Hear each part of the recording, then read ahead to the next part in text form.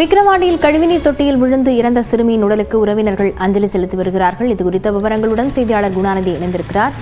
குணாநிதி, தற்போது பிரேத பரிசோதனை அறிக்கை என்பது எப்போது வெளியாகும் என தெரிவிக்கப்பட்டிருக்கிறது? விவரங்கள் என்ன?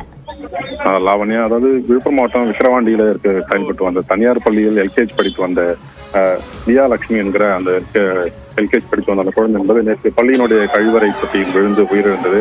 இந்த நிலையில பாத்தீங்கன்னாக்கா அந்த குழந்தையினுடைய உடலை கைப்பற்றி பிரேத பரிசோதனைக்காக அனுப்பப்பட்ட நிலையில அஜாக்கிரதையாக செயல்பட்டதாக பள்ளியினுடைய தாளாளர் எமில்டா மற்றும் முதல்வர் டோமினிக் மேரி, வகுப்பாசிரியர் ஏஞ்சல் உள்ளிட்ட 3 பேர் மீது வழக்கு பதிவு செய்து தற்போது அவர்கள் கைது செய்யப்பட்டிருக்கிறாங்க.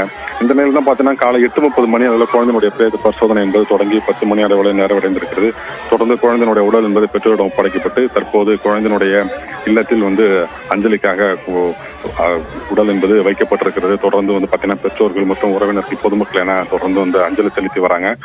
இந்த நிலையில பார்த்தீங்கன்னா மதியம் 12 மணிக்கு மேலாக குழந்தையினுடைய அந்த இறுதிச் சடங்கு நடைபெறும் என உறவினர்கள் தெரிவிச்சிருக்கிறாங்க. இந்த நிலையில் தான் அந்த கைது செய்யப்பட்ட அந்த 3 பேரும் விக்கிரவாண்டியில் இருக்கக்கூடிய நீதிமன்றத்தில் இன்னும் சிறிது நேரத்தில் ஆஜர்படுத்தப்பட இருக்கிறாங்களா? விவரங்களுக்கு நன்றி குணாநிதி.